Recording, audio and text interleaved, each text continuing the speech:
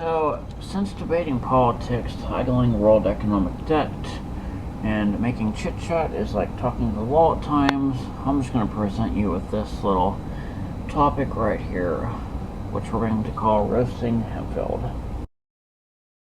Right, so there's about $100 million involved in this slight little topic here. And I'm just going to start this out by saying, forget renovations.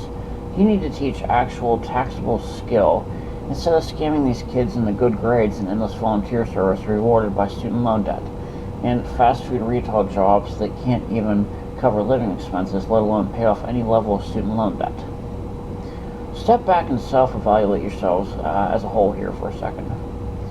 Despite endless state funding, you send these kids home with their parents, scrounging up every cent and crumb of their lives to help your institution like it's in poverty and homelessness.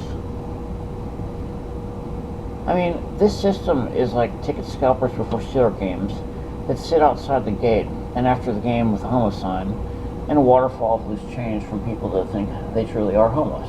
I mean, your administrative staff fails at first grade levels. Everyone can see first graders picking up on the hypocrisy and weakness before the school staff can even make a move. Do you want to stop violence, bad behavior, and self-harm? Then don't sell it to young innocent minds as a way to get attention. Your very own doctors act like it's their first day on the job, as a degree on any level should come with simple observation skills. Stop and tell your college professors on their profit. There's more than one way of doing things.